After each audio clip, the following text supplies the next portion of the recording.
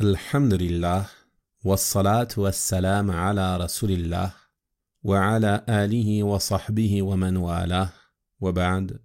Nous continuons ensemble la lecture et l'explication du livre de l'imam As-Sa'di rahimahullah sur les fondements de la croyance islamique. Et nous en sommes toujours au 4e fondement qui concerne la foi. Et nous avons vu hier que les croyants sont de différents degrés dans leur foi. Il y a parmi eux le croyant fort, ainsi que le croyant faible, chacun en fonction de ce qu'ils font, comme action parmi les choses qui font augmenter ou diminuer la foi. Ensuite, l'auteur, rahimahullah, nous explique que les gens, de manière générale, sont de différentes catégories. Et il va mentionner qu'il y a parmi eux le véritable croyant, le mécréant, ainsi que le croyant, à la fois faible, qui commet des péchés et des mauvaises actions ou qui délaisse certaines de ses obligations. Il a donc dit, rahimahullah, وَيُرَتِّبُونَ عَلَى هَذَا الْأَصْلِ أَنَّ النَّاسِ ثَلَاثَةُ أَقْسَامٍ. Et en se basant sur ce fondement, ils soutiennent, c'est-à-dire les gens de la sunnah, ils soutiennent que les gens sont de 3 catégories. مِنْهُمْ مَنْ قَامَ بِحُقُوقِ الْإِيمَانِ كُلِّهَا فَهُوَ الْمُؤْمِنُ حَقًّا. Parmi eux, il y a celui qui s'acquitte de tous les devoirs exigés par la foi. Celui-ci est le véritable croyant, c'est-à-dire celui-ci a atteint la perfection de la foi. Il a concrétisé la foi dans son cœur, mais aussi à travers sa langue, à travers ses paroles, et les membres de son corps à travers ses actions. Comme nous l'avons vu lors d'un cours précédent, à travers la parole d'Allah subhanahu wa ta'ala, au début de Surat Al-Anfal. Allah subhanahu wa ta'ala nous dit dans ce verset, « Innamal mu'minuna alladhina idha dhukira Allah wajilat qulubuhum » Les vrais croyants sont ceux dont les cœurs frémissent quand on mentionne Allah. « Wa idha tuliyat alayhim ayatuhu zadathum imana » Et quand ces versets leur sont récités, cela fait augmenter leur foi. وَعَلَى رَبِّهِمْ يَتَوَكَّلُونَ. Et c'est en leur Seigneur qu'ils placent leur confiance. Puis il continue de nous décrire ces croyants en disant الَّذِينَ يُقِيمُونَ الصَّلَاةَ وَمِمَّا رَزَقْنَاهُمْ يُنْفِقُونَ.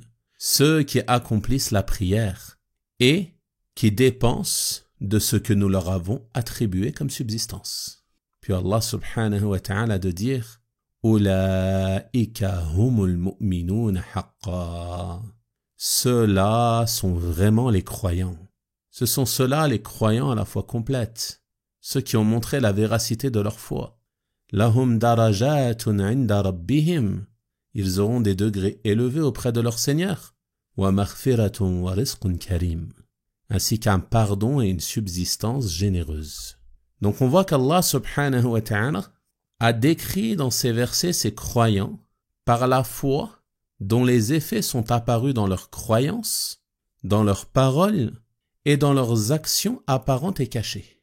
En effet, par leur croyance, on a vu qu'ils ont eu la foi, leur cœur ils frémissent, ils placent leur confiance en Allah, et également ils accomplissent la prière, ils dépensent de ce qu'Allah leur a attribué, ainsi de suite parmi les choses mentionnées dans ces versets.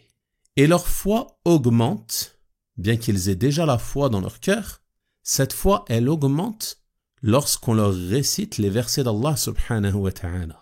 Leur peur d'Allah augmente, leur cœur frémisse à chaque fois que l'on évoque Allah. Et au fond de leur cœur, ils s'en remettent pleinement à Allah, ils placent leur confiance en lui dans l'ensemble de leurs affaires.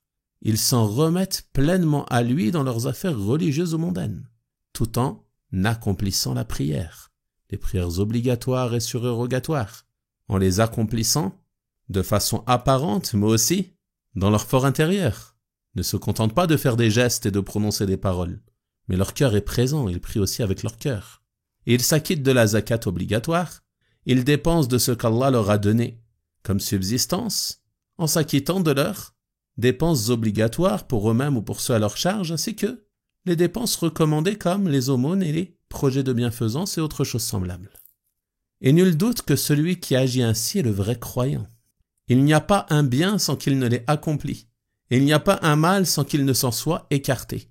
C'est pour cela qu'Allah subhanahu wa ta'ala nous dit « Ulaika humul mu'minuna haqqa » Ceux-là sont vraiment les croyants, c'est-à-dire ceux-là sont ceux qui méritent réellement d'être décrits comme étant croyants, car ils ont réellement concrétisé la foi.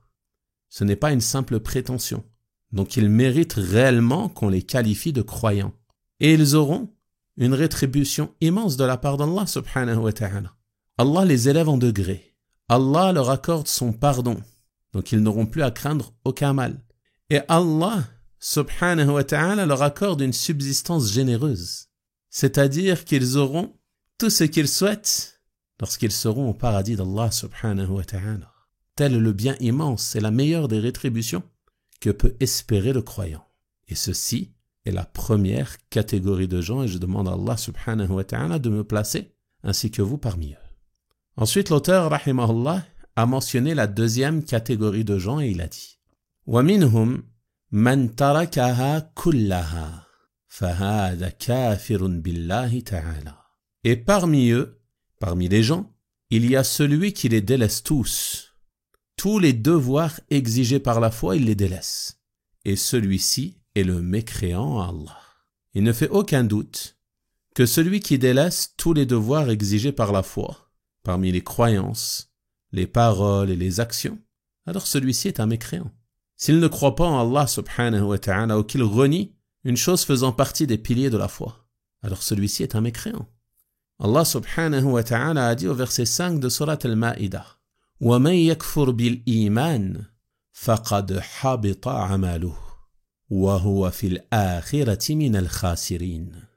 Celui qui renie la foi, celui qui renie al-iman, ses œuvres seront certes vaines et il sera dans l'au-delà du nombre des perdants. L'imam Ibn Uthaymin rahimahullah ta'ala a dit dans le tafsir de ce verset, la foi est le contraire de la mécréance. Al-iman, c'est le contraire de l'kufr. Puis il nous dit rahimahullah, mais ce qui est voulu par la foi ici est tout ce qui est exigé par la foi, comme le fait de se conformer à la législation. C'est cela qui est visé par la foi. Celui qui renie la foi, celui qui renie les obligations et les interdits, alors celui-ci fait partie du nombre des mécréants. Et l'imam al-Tabari, rahimahullah, a dit dans le tafsir de ce verset, cela signifie que celui qui renie ce en quoi Allah a ordonné de croire, comme l'unicité d'Allah, al-Tawhid, ainsi que la prophétie de Muhammad sallallahu alayhi wa sallam et ce qu'il a transmis venant d'Allah. C'est cela la foi en question ici. C'est celui-ci dont les œuvres sont vaines et qui sera dans l'au-delà du nombre des perdants. Donc ceci est la deuxième catégorie de gens. Ensuite l'auteur, rahimahullah, mentionne la troisième catégorie qui est celle sur laquelle nous allons le plus nous arrêter, incha'Allah ta'ala. Et elle concerne le croyant qui a des manquements dans sa foi. Il a dit, rahimahullah, وَمِنْهُمْ مَنْ فِيهِ إِيمَانٌ وَكُفْرٌ أَوْ إِيمَانٌ وَنِفَاقٌ أَوْ خَيْرٌ وَشَرٌ. Et parmi eux, il y a celui en qui se trouve une part de foi et de mécréance, ou une part de foi et d'hypocrisie, ou une part de bien et de mal. Telle est la croyance des gens de la Sunna, qui ont pour conviction qu'il est possible que soient réunis en une seule et même personne une part de bien et une part de mal, une part de piété et une part de perversion, une part d'obéissance et une part de péché et de mauvaises actions. Et il se peut même que l'on trouve chez une seule et même personne une part de foi et une part de mécréance ou d'hypocrisie, comme l'a mentionné l'auteur. Et ce qui est visé ici est la mécréance et l'hypocrisie mineure, celles qui ne font pas sortir la personne de la religion. Par exemple, on trouve dans un hadith rapporté par les imams al-Bukhari et Muslim rahimahumallahu ta'ala que le prophète sallallahu alayhi wa sallam a dit « Insulter un musulman est de la perversion et le combattre est de la mécréance ». Donc on voit ici qu'il a qualifié le fait de combattre le musulman comme une forme de mécréance. Mais ceci est une mécréance qui est moindre que la mécréance, c'est-à-dire une mécréance mineure, dont l'auteur ne sort pas de la religion de l'islam. Il y a une preuve explicite à ce sujet dans le Coran, qui est la parole d'Allah subhanahu wa ta'ala dans Surat al-Hujurat, lorsqu'il dit وَإِن طَائِفَتَانِ مِنَ الْمُؤْمِنِينَ اقْتَتَلُوا فَأَصْلِحُوا بَيْنَهُمَا. Et si deux groupes de croyants se combattent, alors conciliez entre eux. Si deux groupes de croyants se combattent, comment Allah les a nommés? Il les a nommés croyants, mu'minoun, malgré qu'ils se combattent les uns les autres. Et le prophète sallallahu alayhi wa sallam nous dit dans le hadith que combattre le musulman est de la mécréance, c'est-à-dire c'est de la mécréance mineure. Une mécréance qui ne fait pas sortir son auteur de la religion de l'islam. Et ça, c'est une chose très importante à comprendre, afin de ne pas tomber dans certaines formes d'extrémisme, au point de faire sortir le musulman de la religion sous prétexte qu'il commet certains péchés. Et de la même manière, on ne va pas tomber dans l'extrême opposé en disant que les péchés n'ont pas d'impact sur la foi, non. On a vu hier que la foi augmente et diminue, car ce sont deux extrêmes opposés qui se sont égarés. Certains ont fait sortir le croyant de la religion dès qu'il commet un péché majeur, et l'ont qualifié de mécréant. Et d'autres ont dit, à l'extrême opposé, les péchés n'ont aucun impact sur la foi, comme les bonnes actions sont inutiles aux mécréants. Et ces deux groupes sont dans un égarement évident. On a vu hier, lorsque tu fais un péché, ta foi elle diminue, elle baisse, et tu le ressens toi-même. Et ces péchés ne font pas sortir la personne de la religion, tant qu'ils sont moindres que le polythéisme et la mécréance. Donc ceci est une chose que chacun d'entre nous peut constater. Tout le monde sait parmi nous qu'il peut arriver aux croyants de commettre des péchés plus ou moins graves, chacun à différents degrés. Mais il est tout de même croyant, il a la foi en Allah subhanahu wa ta'ala. Mais il a une faiblesse, il commet des péchés. Donc il se réunit parfois en une seule et même personne, la foi et la mécréance, c'est-à-dire la mécréance mineure. Et ceux-là, ils vont donc mériter une part de récompense pour leur foi et une part de châtiment en fonction de leurs actions. C'est pour cela que l'auteur, rahimahullah ta'ala, dit ensuite « فَفِيهِ مِنْ وَلَايَةِ اللَّهِ وَاسْتِحْقَاقِهِ لِكَرَامَتِهِ بِحَسَبِ مَا مَعَهُ مِنَ الْإِيمَانِ » Il a donc une part d'alliance d'Allah et il mérite d'être honoré en fonction de ce qu'il a comme foi.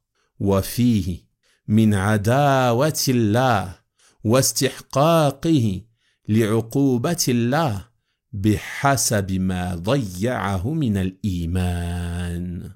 Tout comme il a une part d'animosité d'Allah et il mérite le châtiment d'Allah en fonction de ce qu'il a négligé de la foi. Méditez bien sur ces paroles importantes de l'auteur rahimahullah, qui vous aident à comprendre la croyance authentique des gens de la sunna à ce sujet, au sujet de la foi. L'alliance d'Allah subhanahu wa ta'ala, elle comprend son amour et son soutien pour son serviteur. Et chaque croyant a une part d'alliance d'Allah subhanahu wa ta'ala. Allah subhanahu wa ta'ala dit dans son noble livre Allahu waliyul ladina amanu. Allah est l'allié de ceux qui ont la foi. Et plus la foi du serviteur augmente, plus l'alliance d'Allah subhanahu wa ta'ala pour lui devient forte, en fonction de ce qu'il accomplit comme chose exigée par la foi, en fonction de ses bonnes actions et de son délaissement des péchés. Méditez à ce sujet sur ce hadith bien connu, rapporté par l'imam al-Bukhari rahimahullah, d'après Abu Hurayra radiyallahu anhu, qui rapporte que le messager d'Allah sallallahu alayhi wa sallam a dit Allah a dit, donc c'est un hadith qudsi, un hadith divin, celui qui prend pour ennemi un de mes alliés, un croyant, alors je lui déclare la guerre. Ensuite il nous donne certaines caractéristiques de ses alliés. Il dit mon serviteur ne se rapproche pas de moi par une chose que je n'aime plus que ce que je lui ai prescrit, les actes obligatoires. C'est ce qu'Allah subhanahu wa ta'ala aime le plus de la part de son serviteur, qu'il accomplisse ce qu'il lui a ordonné comme acte obligatoire. La meilleure des prières, c'est la prière obligatoire. La meilleure des aumônes, c'est l'aumône obligatoire. Le meilleur jeûne, c'est le jeûne obligatoire, et ainsi de suite. Parmi les œuvres, les meilleures et les plus aimées d'Allah sont les obligatoires. Ensuite il dit « Et mon serviteur ne cesse de se rapprocher de moi par les œuvres surérogatoires jusqu'à ce que je l'aime. » Il va faire ses prières obligatoires, il va les accompagner des rawatib, de la prière de nuit, de la prière de la matinée et autres parmi les prières surérogatoires. Il va donner sa zakat obligatoire, accomplir ses dépenses obligatoires, mais il ne va pas s'arrêter à cela. Il va faire des aumônes tout au long de l'année, participer à des œuvres de bienfaisance, faire du bien autour de lui avec la subsistance qu'Allah lui a accordée, et ainsi de suite. Il va jeûner le mois de Ramadan, mais il ne va pas s'arrêter à cela. Il fait les 6 jours de Shawwal, il jeûne le jour de Ashura, le jour de Arafat, il jeûne les lundis et les jeudis, les jours blancs, et ainsi de suite. Et ainsi, il gagne l'amour d'Allah. Et qu'est-ce qui découle de l'amour d'Allah? Allah subhanahu wa ta'ala dit dans la suite de ce hadith Qudsi, « Et dès lors que je l'aime, je suis alors son ouïe par laquelle il entend, sa vue par laquelle il voit, sa main par laquelle il touche et son pied par lequel il marche. Et s'il me demande, je lui donnerai, et s'il recherche ma protection, je lui accorderai. » Allah subhanahu wa ta'ala, en récompense de cela, il lui accorde son amour. Et on a dit que ceci est compris par l'alliance. Allah, il aime ses alliés. Donc il lui donne son amour, il devient un des alliés d'Allah. Et s'il fait partie des alliés d'Allah, si Allah aime, Allah lui accorde la réussite dans son ouïe, alors il ne va écouter avec ses oreilles que ce qui plaît à Allah subhanahu wa ta'ala. Il ne va pas écouter des paroles interdites, il ne va pas écouter de musique, il ne va pas écouter de paroles vulgaires, il ne va pas écouter la médisance, les calomnies, et ainsi de suite. Mais il n'écoute avec ses oreilles que ce qui plaît à Allah. Allah le facilite en cela. Allah va lui accorder aussi la rectitude dans sa vue. Il ne va regarder avec ses yeux que ce qui plaît à Allah qu'il regarde. Il ne regarde pas des images dépravées. Il ne regarde pas des choses qu'Allah subhanahu wa ta'ala lui a interdit de regarder. Il baisse ses yeux face à tout ce qu'il n'a pas le droit de regarder, et ainsi de suite. Il utilise ses yeux dans ce qui plaît à Allah, pour lire le livre d'Allah, pour lire des choses profitables, et ainsi de suite. Il ne regarde pas ce qui est interdit. Allah va lui accorder également la rectitude dans sa main. Il ne va faire que le bien et que ce qui plaît à Allah avec sa main. Il ne touche pas ce qu'il n'a pas le droit de toucher. Il ne vole pas. Il ne frappe pas. Il fait que des choses qui plaisent à Allah. Et également ses pieds. Allah lui facilitera afin qu'il ne marche que vers des endroits qui plaisent à Allah subhanahu wa ta'ala. Et également entre dans cela le fait que lorsqu'il demandera à Allah, Allah lui donnera. Ses invocations seront exaucées. Et lorsqu'il cherchera protection et s'en remettra à Allah, Allah subhanahu wa ta'ala lui accordera sa protection et le préservera de ce qu'il craint. Telle est donc l'alliance d'Allah subhanahu wa ta'ala pour son serviteur qui a atteint la perfection de la foi, en accomplissant ses obligations et les faisant suivre des actes recommandés, à l'exemple de la première catégorie de croyants, les plus hauts degrés de croyants que l'on a vus hier. Quant à celui dont la foi est diminuée, alors il perd une part de cette alliance en fonction de ses manquements dans la foi. Et il mérite une part d'animosité, de colère et de châtiment en fonction de ce qu'il a négligé parmi les choses exigées par la foi. Et les gens de la sunna sont unanimes à ce sujet.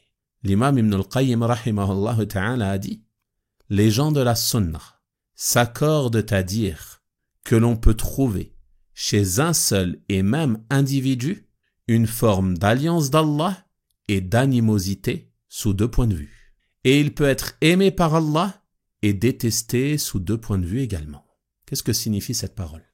Ça signifie que le croyant qui commet des péchés, qui a des manquements, Allah subhanahu wa ta'ala, d'une part, il va l'aimer en raison de sa foi. Il va lui accorder une part de son alliance, de son amour, de son soutien en fonction de sa foi. Mais en même temps, il aura une part d'animosité et il encourt la colère d'Allah en raison de ses manquements et de ses péchés.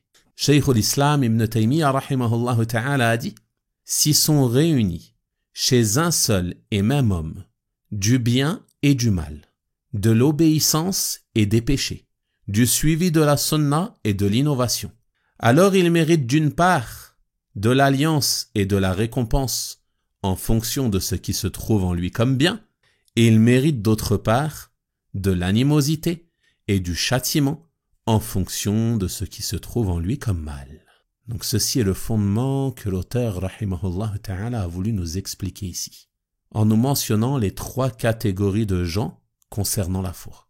Le croyant qui a atteint la perfection de la foi, le mécréant qui a renié totalement la foi, et le croyant à la foi diminué qui a certains manquements. Ensuite, l'auteur rahimahullah ta'ala nous dit « وَيُرَتِّبُونَ عَلَى هَذَا الْأَصْلِ الْعَظِيمِ أن كبائر الذنوب وصغائرها التي لا تصل بصاحبها إلى الكفر تنقص إيمان العبد من غير أن تخرجه من دائرة الإسلام ولا يخلد في نار جهنم. En se basant sur ce fondement immense, ils soutiennent, c'est-à-dire les gens de la sunna soutiennent, que les péchés majeurs et mineurs, qui ne mènent pas leur auteur à la mécréance, ceux-ci diminuent la foi du serviteur sans le faire sortir du cercle de l'islam. Et il ne sera pas éternellement dans le feu de l'enfer. Donc ceci est un point important de la croyance des gens de la sunna, par lequel ils se distinguent de certains groupes parmi les gens de l'innovation, à l'exemple des Khawarij, des Mu'tazila, mais aussi des Murji'a. Le musulman qui commet un péché, même si c'est un péché majeur, dès lors que ce péché est moindre que la mécréance et le polythéisme, alors ce musulman ne sort pas de l'islam en commettant ce péché. On a vu tout à l'heure la preuve, le hadith où le prophète sallallahu alayhi wa sallam a dit « Insulter un musulman est de la perversion et le combattre est de la mécréance ». Et on a vu le verset de Surat al-Hujurat au sujet de deux groupes de croyants qui se combattent et Allah les a nommés croyants. Donc ce grand péché, il ne fait pas sortir de l'islam. Et c'est cela qui est visé par le prophète sallallahu alayhi wa sallam lorsqu'il dit « Le fornicateur ne pratique pas la fornication au moment où il la pratique en étant croyant. » C'est-à-dire que sa foi est diminuée à ce moment-là. Mais il ne sort pas pour autant de la religion de l'islam. Donc Allah subhanahu wa ta'ala les a tout de même nommés croyants, malgré le grand péché qu'ils ont commis. Et celui qui meurt dans cette situation, sans se repentir de ses péchés, alors il encourt le châtiment d'Allah subhanahu wa ta'ala dans l'au-delà. C'est pour cela que l'auteur, rahimahullah ta'ala, nous dit il ne sort pas du cercle de l'islam et il ne sera pas éternellement dans le feu de l'enfer. C'est-à-dire qu'il encourt le châtiment de l'enfer. Car s'il meurt dans cette situation, il est sous la volonté d'Allah. Qu'est-ce que ça signifie sous la volonté d'Allah? C'est-à-dire que si Allah veut, il le pardonnera, et si Allah veut, il le châtiera à hauteur de son péché. Mais il ne demeurera pas éternellement en enfer. Quelle est la preuve? La preuve est la parole d'Allah subhanahu wa ta'ala dans Surat An-Nisa. « Inna Allah la yaghfiru an yushraka bih, wa yaghfiru ma duna dhalika liman yasha. » Certes, Allah ne pardonne pas qu'on lui donne quelque associé, ne pardonne pas le shirk. Celui qui meurt alors qu'il commettait du polythéisme majeur, il ne sera pas pardonné. Le paradis lui sera interdit, il sera éternellement en enfer. Mais il pardonne en deçà de cela ce qui est moindre, même si cela est très grave. Ce qui est moindre que le shirk, Allah le pardonne à qui il veut. À qui il veut. Donc ce serviteur est sous la volonté d'Allah subhanahu wa ta'ala.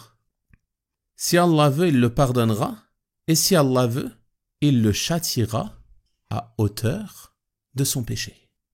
Mais il ne demeurera pas éternellement en enfer. Donc ceci est la croyance des gens de la sunna, qui consiste à dire, comme on va le voir, que ce croyant est un croyant à la foi diminué. Bien sûr, il est en danger. Bien sûr, sa situation est grave. Bien sûr qu'il a pour devoir de se repentir, de se réformer, de se corriger. Car nous ne disons pas, comme disent les Murji'a, que les péchés n'ont pas d'impact sur la foi et ne nuisent pas à la foi, non. Ceci est une grave erreur. Ceci est un égarement évident. Les péchés, ils font diminuer la foi, comme on l'a vu hier. Mais on ne sort pas le musulman de l'islam pour un péché qu'il a commis, tant que ce péché est moindre que le polythéisme et la mécréance. C'est pour cela que l'auteur, rahimahullah ta'ala, dit ensuite « وَلَا يُطْلِقُونَ عَلَيْهِ الْكُفْرِ كَمَا تَقُولُهُ الْخَوَارِجِ » Et il ne le qualifie pas par la mécréance, comme le disent les Khawarij. Les Khawarij sont une des premières sectes à être apparues au sein des musulmans. Et il fait partie de leur croyance erronée qu'ils taxent de mécréance le musulman qui commet un péché. Et ils considèrent que ceci le fait sortir de l'islam. Et ce car ils ont exagéré concernant les textes de la menace. Les textes où Allah subhanahu wa ta'ala et son prophète sallallahu alayhi wa sallam menacent l'auteur de péché du châtiment. Prenons par exemple la parole d'Allah subhanahu wa ta'ala dans Surat An-Nisa, au verset 14, lorsqu'il dit وَمَنْ يَعْصِ اللَّهَ وَرَسُولَهُ وَيَتَعَدَّ حُدُودَهُ يُدْخِلْهُ نَارًا خَالِدًا فِيهَا وَلَهُ عَذَابٌ مُهِينٌ. Et quiconque désobéit à Allah et à son messager et dépasse ses limites, il le fera entrer au feu éternellement et il aura un châtiment avilissant. Les Khawarij vont prendre ce genre de verset de façon isolée et dire « Ceci démontre que celui qui désobéit à Allah, c'est un mécréant et il ira en enfer. » L'imam al-Sa'di rahimahullah a expliqué ce verset en disant « Entre dans la généralité du nom de la désobéissance, la mécréance, et ce qui est moindre qu'elle parmi les péchés. Il n'y a donc pas dans ce verset d'ambiguïté pour les Khawarij, qui soutiennent la mécréance des auteurs des péchés. Car Allah subhanahu wa ta'ala a fait de l'entrée au paradis la conséquence de son obéissance et de l'obéissance à son messager, sallallahu alayhi wa sallam. Et il a fait de l'entrée en enfer la conséquence de sa désobéissance et de la désobéissance à son messager, sallallahu alayhi wa sallam. Donc quiconque obéit à Allah d'une obéissance complète entrera au paradis sans châtiment. Et quiconque désobéit à Allah et à son messager sallallahu alayhi wa sallam d'une désobéissance complète par le polythéisme et ce qui est moindre que cela, il entrera en enfer et y sera éternellement. Et celui en qui sont réunis la désobéissance et l'obéissance, alors il a en lui ce qui exige la récompense et le châtiment en fonction de ce qu'il a fait comme obéissance et comme désobéissance. Et les textes démontrent de façon notoire que les muwahhidin, ceux qui vouent le culte exclusivement à Allah subhanahu wa ta'ala et qui ont avec eux l'obéissance du tawhid, ne demeureront pas éternellement en enfer. Fin de citation de la parole du cheikh, rahimahullah ta'ala, selon le sens rapproché de son tafsir de ce verset. Donc vous voyez à travers cela comment les Khawarij en sont venus à cette croyance erronée. Ils prennent une part des textes. Ils prennent par exemple le hadith du prophète sallallahu alayhi wa sallam qui dit « Le fornicateur ne fornique pas au moment où il fornique tout en étant croyant. » Ils disent « Naam, il sort de la foi, c'est un mécréant. » Mais ce n'est pas cela le sens voulu par ce hadith. Ce qui est voulu est qu'au moment où il commet ce péché, c'est en raison de la diminution de sa foi. Sa foi est faible. Cet acte s'oppose à la foi, il fait diminuer sa foi. Mais dès lors que c'est un péché moindre que le shirk, moindre que la mécréance, il reste musulman. Et sa situation est très grave. Il encourt le châtiment et la colère d'Allah, il doit se repentir. Il doit se réformer, se corriger. Ne pensez pas que lorsqu'on dit il est musulman, cela signifie, allez, toutes les portes au péché sont ouvertes. Non, ce n'est pas cela le sens, car il y a des personnes qui comprennent mal parfois. Ils disent, oui, mais il est musulman, c'est bon tant que je suis musulman. Non, tu es en danger. Tu es en danger. Tant que tu en vis, tu ne sais pas, peut-être que ce péché te conduira à un autre, puis à un autre, puis à un autre, jusqu'à tomber dans la mécréance. Donc prends garde. Mais nous ici, on parle du point de vue de la croyance. Comment on juge cette personne? Si par exemple, tu apprends qu'il y a une prière mortuaire d'une personne qui était connue pour consommer de l'alcool. Consommer de l'alcool, c'est un grand péché. Ou consommer de la drogue. Est-ce que tu peux prier sur lui ou non? Les Khawarij, ils vont te dire non, car il commettait ce grand péché, donc il n'est pas musulman. Mais nous, les gens de la Sunna, nous disons que celui-ci était musulman tant qu'il n'a pas renié la foi. Et ce péché ne le fait pas sortir de l'islam, même si c'est un péché très grave. De la même manière, celui qui se suicide, le suicide est un grave péché. Celui qui commet ce grave péché, il risque d'être châtié d'un dur châtiment. Mais on ne le sort pas de la religion de l'islam. Donc le cheikh rahimahullah ta'ala, il insiste sur ce point ici. Il nous dit, on ne les qualifie pas par les mécréances comme le disent les Khawarij. Oh, yanfawna anhu al-iman kama taquluhu al-mu'tazila. Ou alors ils renient de la foi comme le disent les Mu'tazila. Les gens de la Sunna, ils ne font pas cela. Les Mu'tazila, ils rejoignent les Khawarij dans le fait que celui qui commet un grand péché, il sera éternellement en enfer. Mais dans ce bas monde, qu'est-ce qu'ils disent? Ils disent il n'est pas croyant, sans dire qu'il est mécréant. Et ils disent il est entre la foi et la mécréance. Puis dans l'au-delà, ils disent il sera éternellement en enfer. Donc ils rejoignent les Khawarij. Et ceci également est une croyance erronée. Et la bonne croyance est la croyance des gens de la sunna que le cheikh va nous exposer. Il nous dit « Bal yaqouloun » ils disent plutôt « Wa mu'minun bi imanihi, fasiqun bi kabiratihi » ils disent plutôt, c'est-à-dire les gens de la sunna, les adeptes de la croyance authentique, la croyance que le prophète sallallahu alayhi wa sallam a enseignée à ses compagnons radiyallahu anhum, qui à leur tour l'ont transmise à ceux venus après eux et ainsi de suite jusqu'à ce qu'elles nous parviennent. Donc les gens de la sunna, qu'est-ce qu'ils disent concernant celui qui commet un grand péché parmi les croyants? Qu'il est croyant par sa foi et pervers par son grand péché. Il est croyant par sa foi. Il a la foi. Peut-être qu'il prie, il donne la zakat, il jeûne et ainsi de suite. C'est un croyant. Et il est pervers par son grand péché. C'est-à-dire que c'est un croyant à la foi diminuée. Il nous dit ensuite, rahimahullah, فَمَعَهُ مُطْلَقُ الْإِيمَانِ وَأَمَّا الْإِيمَانُ الْمُطْلَقِ فَيُنْفَى عَنْهُ. Il a avec lui la foi dans son sens large, c'est-à-dire qu'il a la base de la foi, mais on nie à son sujet la foi absolue, c'est-à-dire la foi de façon complète. Il n'a pas la foi complète, sa foi est défaillante. Il a des manquements dans sa foi. Donc, on ne peut pas dire qu'il fait partie du premier groupe, mais il fait partie du troisième groupe de gens. Ensuite, le cheikh, rahimahullah ta'ala, nous dit وَبِهَذِهِ الْأُصُولِ يَحْصُلُ الْإِيمَانِ بِجَمِيعِ نُصُوصِ الْكِتَابِ وَالسُّنَّةِ. Et par ces fondements, par la foi en ces fondements que nous venons de mentionner, nous avons ainsi foi en l'ensemble des textes du Coran et de la Sunna. Et ça, c'est très important. Rappelez-vous ce qu'il a dit au début du fondement concernant les questions liées à la foi. Est-ce que vous vous rappelez de sa parole? Qu'a-t-il dit au début de ce fondement? Ahl Sunnah ya'taqidun ma ja'a bihi al-kitab wa sunnah. Les gens de la Sunna ont pour conviction, pour foi, tout ce qui est venu dans le livre et la Sunna. Donc ici, il nous dit que si tu as foi en tous ces fondements qu'il a mentionnés, la foi est croyance, parole et acte. Elle augmente par l'obéissance, elle diminue par la désobéissance. Donc, les croyants sont de 3 degrés et les gens sont de 3 catégories. Et il y a parmi ces gens et ces croyants, le croyant à la foi diminuée qui ne sort pas de l'islam par son péché. Et ainsi, tu as foi en l'ensemble des textes du Coran et de la Sunna.